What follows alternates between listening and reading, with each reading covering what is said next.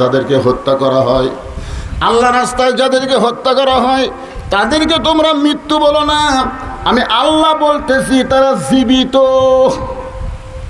উম্মে ফজল কোনো বর্ণনায় বলা হয়েছে নবীর চাচি, কোনো বর্ণনায় বলা হয়েছে নবীর ফুফি, নাম হলো উম্মে ফজল। জোরেকর নাম কি? হযরত হোসাইন যখন জন্মগ্রহণ করলো, হোসাইন নবীর ছোট নাতির নাম কি? এই নবীর ছোট নাতির নাম কি?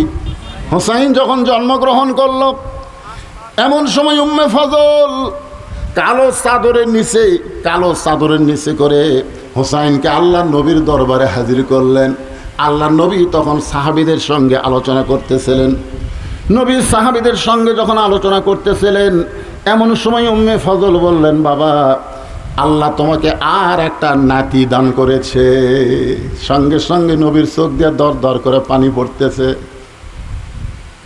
আচ্ছা, আল্লাহ নবীকে আর একটা কি দিছে? নাতি। নাতির কথা শুনে নবীর চোখ দিয়ে দর দর করে পানি পড়তেছে।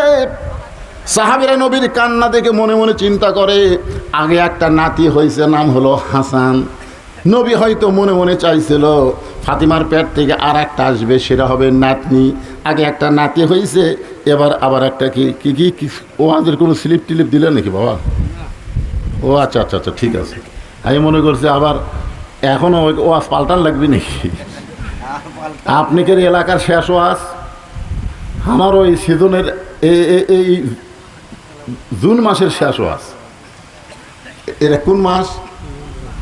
জুন মাসের শেষ ওয়াজ। মহরম মাসে গোটা কয়েক ওয়াজ আছে, এখন আপাতত নেই। এখানে যে স্লিপটা দিচ্ছে এটা হলো যে ওয়াজ পরিবর্তন করা লাগবে না, হুজুর যা ইচ্ছা করে দেন, হক কথা, কোরআন থেকে তাফসির করেন। জোরে কোন কথা ঠিক কিনা? কিন্তু এখানে স্লিপ দিছে যে যুবকেরা জীবনে কোনোদিন মাহফিল করেনি, এইবারই প্রথম করছে। যদি যুবকদেরকে উৎসাহ দেওয়ার জন্যে কোরআনকে ভালোবেসে কেউ যদি কিছু দিবার চায়, মাত্র 2 মিনিটের মধ্যে আমরা গামছা ব্যাগ নিয়ে যাব, যার যা খুশি। এই ভাই এই দেওয়ার কথা শুনে লাভ দিয়ে উঠলো কেন? 2 মিনিট ঘড়ি ধরে কয় মিনিট? 2 মিনিট। আপনাদের কাছে একটু রুমাল যাবে, ব্যাগ যাবে, যার যা খুশি 10, 20, 50, 100 টাকা। আল্লাহর কোরআনকে আপনারা ভালোবাসেন না? ভালোবাসেন? কারা কারা আল্লাহর কোরআনকে ভালোবাসেন? 2 হাত তুলে আল্লাহকে দেখান তো দেখি। লিল্লাহে তাকবীর। এই কোরআন বাংলার জমিনে বিজয় হোক। কারা কারা চান? হার একটু টান টান করে দেখান। লিল্লাহে তাকবীর। তাহলে ছেলেরা গান বাজনার, ঈদের পরে অনেক জায়গায় ডেক সেট বাজতেছে, গান বাজনা হচ্ছে, এরা গান বাজনা না করে তাফসীরুল কোরআন মাহফিল করেছে, এতে আপনারা খুশি না? তো খুশি হয়ে আপনাদের কাছে রুমাল গামছা যাবে, কারা কারা দিবেন না তারা হাত তোলেন তো, যে হুজুর আমি 1 টাকাও দেবো না, এরকম কোনো লোক আছে? আচ্ছা, যারা যারা দিবেন তারা হাত তোলা যাবে না যে আমি 5 টাকা 10 টাকা যাই পারি হুজুর। ছেলেরা যখন ব্যাগ আসতে তার সব হাতিতে উঠছে। মাশাআল্লাহ, বাবারা যাও ব্যাগের। হ্যাঁ,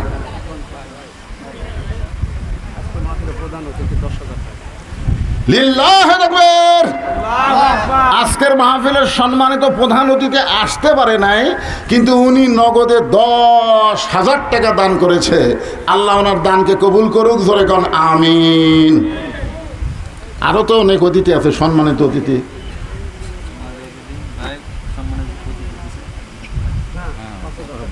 সেটা বলা লাগবে তো, ওরা আবার কবিতা আমরা দিলাম টাকা। ও বলছে ঠিক আছে। আচ্ছা, হ্যাঁ, আপনারা একটু জিকির করেন ভাই। জিকির ওটা বসার দরকার না, জিকির করে আমি খুব লম্বা ওয়াজ করবো না। এই যে কয়টা আয়াতের একটু তাফসীর করে আপনাদের কাছে বিদায় নেব। একটু জিকির করেন। লা ইলাহা ইল্লাল্লাহ। সহসভাপতি সাহেব 2000 টাকা দান করেছে, রেজাল হক। আল্লাহ তার দানকে কবুল করুক। আল্লাহুম্মা আমিন।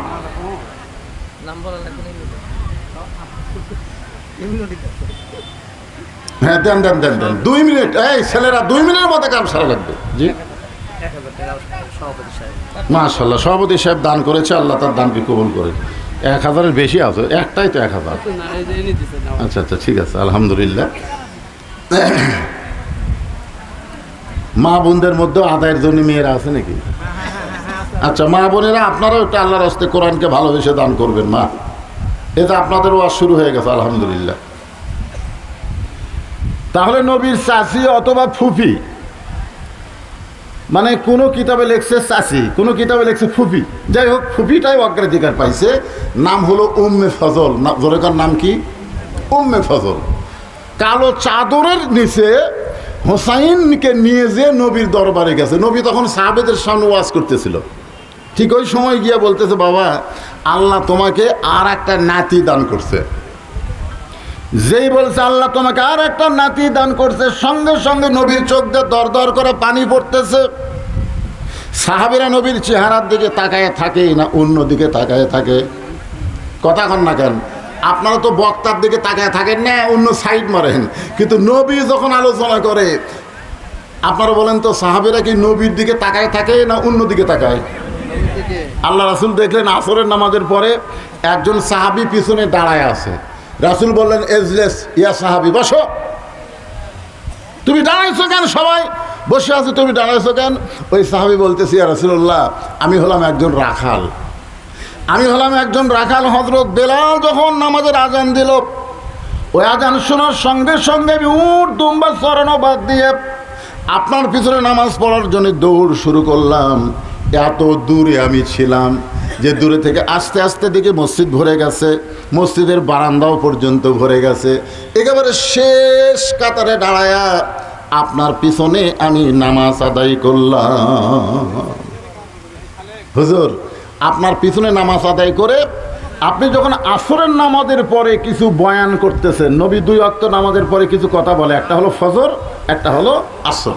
তো আপনি যখন আসরের নামাজের পরে কিছু কথা বলতেছিলেন, ওই সময় আপনার কথা আমি দূর থেকে শুনবার পাই। সুবহানাল্লাহ বলেন। নবীর কিন্তু মাইক লাগে নাই। লক্ষাধিক সাহাবীর সামনে আল্লাহ নবী বিদায় হজের খুতবা দিয়েছেন।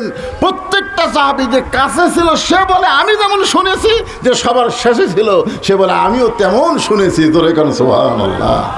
বলতেছি, ইয়া রাসূলুল্লাহ, পিছন দিকে বসে আপনার কথা সব শোনা যায়, কিন্তু আপনার পবিত্র চেহারা দেখা যায় না। আপনার পবিত্র চেহারা না দেখলে আমার কলিজার মধ্যে কোনো শান্তি নাই।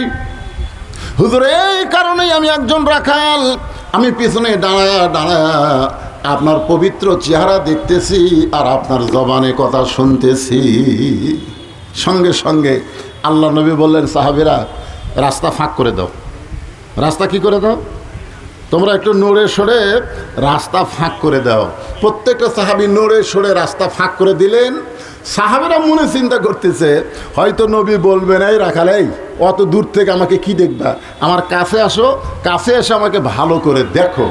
এই জন্যই হয়তো নবী বলতেছেন তোমরা মাঝখানে রাস্তা করে দাও। কিন্তু উল্টা হয়ে গেল। নবী উঠে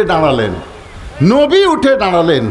দাঁড়ায় ওই মাঝখান দিয়ে ওই রাখাল সাহাবীর কাছে আল্লাহর নবী যাচ্ছেন। সুবহানাল্লাহ বলেন।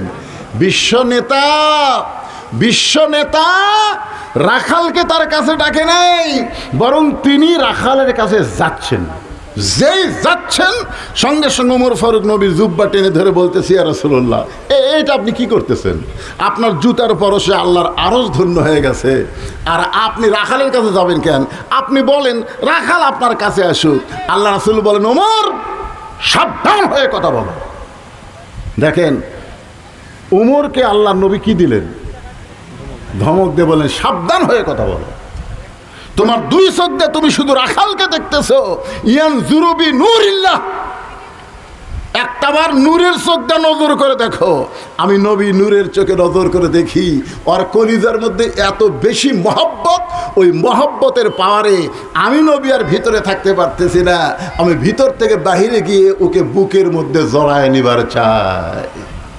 এই হাদিসটাকে ইমাম মালিক নকল করে বলতেছেন, পৃথিবীর যেখানেই তোমরা থাকো সেখান থেকেই নবীর প্রতি যদি মহব্বতে নবীর সুন্নাত, নবীর আদর্শ গ্রহণ করো, নবীর প্রতি বেশি বেশি দরুদের আমল করো, তুমি মক্কা মদিনায় যাবার না পারলে কি হবে? মক্কা মদিনার নবী একদিন আল্লাহ তাআলা তোমার ভাঙ্গা ঘরে পৌঁছায়া দিবে। তাহলে নবীর প্রতি মহব্বতের দরকার আছে না নাই? এই জন্যে আমরা নবীর প্রতি মহব্বত করব। নবীর মহব্বতের কিছু জিনিস আছে ভিতরে, কিছু জিনিস আছে বাহিরে। নবীকে মহব্বত করার কিছু জিনিস আছে ভিতরে, কিছু জিনিস আছে কি বাহিরে। আপনারা বলেন তো, ভোটের আগ দিয়ে সব দলের নেতারা মাথার টুপি দিবি না? কথা কন না কেন রে ভাই? তো ভোটের আগে সব দলের নেতারা মাথার টুপি দেয়, কিন্তু ভোট হয়ে গেলে কোন নেতাদের মাথার টুপি থাকে? ভোটের পরেও থাকে, ভোটের আগেও থাকে। তার মানে বোঝা গেল সব সময় যারা মাথায় টুপি দেয় তারা নবীর মহব্বতেই দেয়। জোরে কোন কথা ঠিক কি না? আচ্ছা, সব সময় যারা দাড়ি রাখে, ভোটের আগে দাড়ি না, ভোটের আগে যারা দাড়ি রাখবে দেখবেন দাড়ি এই খোঁচা খোঁচা দাড়ি হবে, কারণ ওই যে রাখার নিয়তে থইনি তো, ওই খালি ভোটে পাস করে তারপরে কামাবি। জোরে কোন কথা ঠিক কিনা? দাঁড়িয়ে থুয়ে দিছে, যে ভোট হয়ে গেছে ওর দাঁড়িয়ে আর নাই। আপনারা বলেন এটা কি নবীর মহব্বত? অনেকে আমাকে বলছে, হুজুর মাথায় যদি টুপি না থাকে, মুখে যদি দাড়ি না থাকে, সেই ব্যক্তিকে নবীরে মহব্বত করে না। হুজুর আপনি কি উল্টা ওয়াজ করেন? মহব্বত হলো ভিতরের জিনিস। আমি তাকে বোঝানোর জন্য বললাম, একটা বোতলের ভিতরে মধু আছে, একটা বোতলের ভিতরে মধু আছে। জোরে কোন কি আছে? কিন্তু বাহিরে লাল কালি দিয়ে একটা লেবেল দিয়েছে 20, লাল কালি দিয়ে কাগজে ইনকা লেখা দিয়েছে 20, কিন্তু বোতলের মধ্যে কি আছে? মধু আছে। এখন বাহিরের এই সাইনবোর্ড দেখে কেউ মধু মনে করে মুখত দিবি, কি বলবি? ওরে বাবারে 20 রে, ওর ভিতর যে মধু আছে, কোন পাগলে 20 দেখার পরে ওটাকে মধু মনে করে গ্রহণ করবে? আজকে যাদের বাহিরে নবীর সুন্নত নাই, ওদের ভেতরেও কোনোদিন নবীর সুন্নত থাকতে পারে না। ধরে কোনো কথা ঠিক কি না? নবীকে যদি মহব্বত করেন, একটু মনোযোগ দিয়ে শোনেন। প্রত্যেকটা সাহাবী নবীর চেহারার দিকে তাকায় আছে, নবীর চোখ দিয়ে দর দর করে পানি পড়তেছে। নবীর চোখের পানি পড়া দেখে সাহাবীরা মনে মনে মনে মনে, অনেকের মনে মনে মিন শারিল ওয়াসওয়াসিল খান্নাস, মনের মধ্যে একটা শয়তান আছে না নাই? এ সগলিরে আছে, খালি নবীর নাই। জোরে কান কার নাই? এ কথা কন না কেন, কার নাই?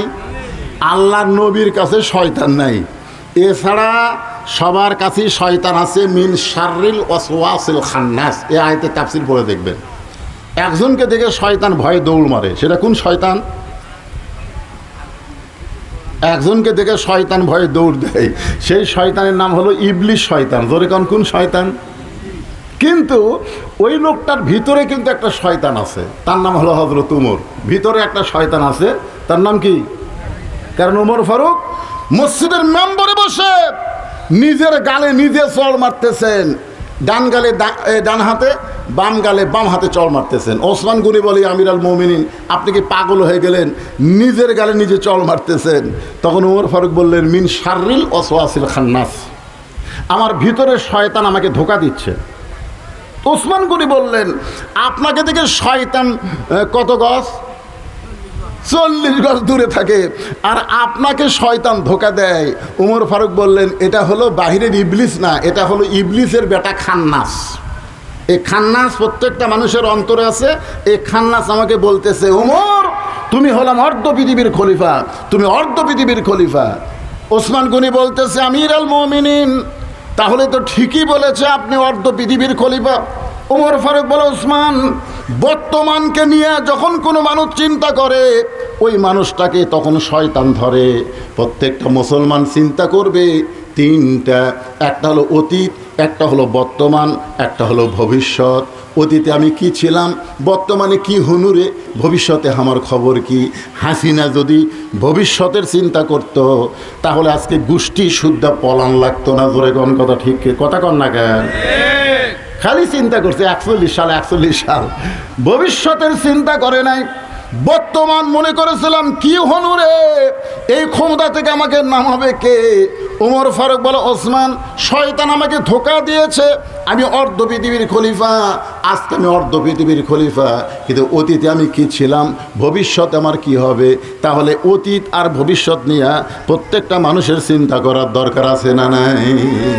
আমার অতীত ছিল, আমি রাস্তায় রাস্তায় ঘুরতাম, আমার নিজের কথা বলতেছে, আমার অতীতে আমি রাস্তায় রাস্তায় ঘুরতাম, পুরো টুপিওয়ালা দাড়িওয়ালাকে দেখলেই বললাম, ভাইজান আপনাদের গ্রামে কি মাহফিল হয়েছে? তোকে না এখনও হয় নাই, তো ভাই আমি ওয়াজ করবার জানি, ভাই আমার দাওয়াত দেন। তখন কয়, এখনো পর্যন্ত ওয়াজ শুনিনি। কিসের দাওয়াত? আমাকে দাওয়াত দেয়নি। আমি কমপক্ষে 100 জন লোককে ধরলে 2-1 জন লোক আমাকে দাওয়াত দিত। এটা হলো আমার অতীতের খবর। চায়া চায়া দাওয়াত লিছি, জনগণ আমাকে দেয়নি। আর আমার বর্তমানের খবর হলো দাওয়াতের চাপে আমি ভয়ে লুকা থেকে সিসি ক্যামেরা লাগাছি, কোনো মানুষজন আসলে আমি সেক্রেটারিকে বলি নাস্তা টাস্তা করে বিদায় করে দাও, ফাঁকা ফুঁকা কিছু নাই, আমি দেখা করতে পারতেছি না বর্তমান। আর আমার ভবিষ্যৎ হলো মসজিদের খাটনি আমার বাড়ির আঙ্গিনায় আসবে। তুমি যেই তালায় থাকো না কেন, তোমাকে টেনে নিচে নামানো হবে, রঙিন কাপড় খসে সাদা কাপড়ে পরায়া চকলেটের মতন মোড়ায়া তোমাকে অন্ধকার কবরে নিয়ে যাওয়া হবে। জোরে কোন কথা ঠিক কিনা কথা বলেন? আজকে যদি আমাদের ভবিষ্যতের চিন্তা থাকতো তাহলে অন্ধকার কবরকে নিয়ে আমরা চিন্তা করতাম। ওই বাড়ির ফ্যানের তলে থাইকে মনে করতাম না গরমের মধ্যে ওয়াজ শুনতে যাবো কেন, ভবিষ্যতের চিন্তা নাই তো। মিন শারিল ওয়াসওয়াসিল খান্নাস, প্রত্যেকটা সাহাবীর অন্তরের মধ্যে একটা ধোঁকা শুরু হয়েছে যে আল্লাহ তাআলা প্রথম নবীকে একটা নাতি দিয়েছে, নাতির নাম হলো হাসান। নবী হয়তো মনে করেছিল এবারে আর একটা নাতনি হবে, ফাতেমার পেট থেকে একটা কি হবে, কিন্তু আবার লাথি। কি মনে করতেছেন? প্রত্যেকটা বাপি চাই, প্রত্যেকটা নানা চাই, প্রত্যেকটা দাদা চাই। আমার বাপ চাইছিল যে আল্লাহ তো পরপর খালি মেয়েই দিল রে, তোকে আল্লাহ একটা ছেলে দিল না, এটা চাই। কিন্তু সাহাবীরা তো বুঝবার পারে না নবী কি জন্য কাঁদতেছে। নবী দুইখানা হাত বাড়ায় দিলেন। এই খেয়াল করেন, ওয়ালা তাকুলু লিমা ইউকতালু ফি সাবিলিল্লাহি আমওয়াত, এই আয়াতের তাফসীর করতে গিয়ে বলতেছি নবী দুইখানা হাত বাড়ায় দিলেন। উম্মে ফজল কালো চাদরের ভিতর থেকে হুসাইনকে বের করে আল্লাহ নবীর হাতে তুলে দিলেন। আল্লাহ নবী হুসাইনের কপালে একটা চুমা দিয়ে বললেন, আল্লাহ এই গোশতের টুকরাকে তুমি কুরবানি হিসাবে কবুল করে নাও। আল্লাহ এই গোশতের টুকরাকে তুমি কুরবানি হিসাবে কবুল করে নাও। সমস্ত সাহাবীরা বললেন, ইয়া রাসূলুল্লাহ, এটা কি দোয়া করলেন, এইটা কি দোয়া করলেন? আল্লাহ রাসূল বললেন, আমি নবী সেদিন থাকবো না, তোমরা অনেকেই সেদিন থাকবা না। সেদিন আমার এই হোসাইন বাতিলের বিরুদ্ধে যুদ্ধ করতে গিয়া নিজের জীবনকে আল্লাহ রাস্তায় শহীদ করে দিবে, আল্লাহ রাস্তায় শহীদ করে দিবে। বুখারী শরীফের কিতাবুল মাগাজি হাদিসটা মনোযোগ দিয়ে শোনেন। মা হাদান ইয়াদখুলুল জান্নাতা ইউহিব্বু ইয়ারজি ইলাদ দুনিয়া ওয়ালাহু মা'আল আরদি মিন শাইইন ইল্লা শাহীদুন ইয়াতামান্না আন ইয়ারজি ইলাদ দুনিয়া ফায়ুকতাল আশারা মাররাতান লিমা ইয়ারা মিনাল কারামাতি। রাওয়াহুল বুখারী কিতাবুল মাগাজি। জোরে কোন আল্লাহু আকবার, আল্লাহু আকবার। কি বুঝতেছেন? আল্লাহ তাআলার জান্নাতুল ফেরদাউসের মধ্যে আল্লাহ শহীদদেরকে জায়গা দিবে। শহীদেরা জান্নাতুল ফেরদাউসের মধ্যে থাকার পরেও দুনিয়াতে আসার জন্য তারা ছটফট করবে। দুনিয়াতে আসার জন্য মাহাদান ইয়াদখুলুল জান্নাতি ইউহিব্বু আন ইয়ারজি ইলাদ দুনিয়া, তারা দুনিয়াতে আসাকে মহব্বত করবে। আল্লাহ বলবেন, রে শহীদ, আমি আল্লাহ তোমাদেরকে আল্লাহ রাস্তায় জীবন কুরবানি করার জন্যে জান্নাতুল ফেরদাউস দিয়ে দিলাম, এরপরেও তোমরা দুনিয়াতে আসার জন্য ছটফট কেন করতেছো? তখন শহীদেরা বলবে, লিমা ইয়ারা মিনাল কারামাতি, প্রথম শহীদ হওয়ার সময় শাহাদতের যে মর্যাদা পাইছি সে মর্যাদা জান্নাতের মধ্যে নাই। ফায়ুকতাল আশারা মাররাতান, আমরা আবার দুনিয়াতে যাব, কম করে হলো 10 বার বাতিলের বিরুদ্ধে লড়াই করে জীবন দিব। তার মানে বোঝা গেল গাজার মুসলমানেরা মরতেছে না, ফিলিস্তিনের মুসলমান মরতেছে না, তারা আল্লাহ রাস্তায় জীবন দিচ্ছে। আর এই জীবন দেওয়াটাই হলো জান্নাত পাওয়ার কারণ। জোরে বলেন কথা ঠিক কিনা? আপনারা বলেন তো, হোসাইন রাদিয়াল্লাহ কি স্বাভাবিকভাবে দুনিয়া থেকে বিদায় নিছে না বাতিলের বিরুদ্ধে লড়াই করছে? আপনার বলেন তো, হোসাইন রাদিয়াল্লাহ কি মরছে? কথা কন না কেন, মরছে? ইয়াজিদ মরেনি? আপনাকে এই মান্দা থানা গোটা তন্ন করে খুঁজে দেখেন তো ইয়াজিদ নামের কোনো লোক আছে? কিন্তু হোসাইন, তার মানে কি বোঝা গেল? তার মানে কি বুঝলেন? কোরআনের আয়াত বিশ্বাস করতে হবে। ইমানের দাবি যদি কুরবানি হয়, সেই দাবি ঘরে বসে থাকা নয়, ইমানের দাবি হলো কিছু বিনিময়, সেই বিনিময় যদি শরীরের ঘাম হয়। এই ঘামটা দেওয়ার জন্য আজকে কোরআনের মাহফিলে বসেছেন, একটু মহব্বত করে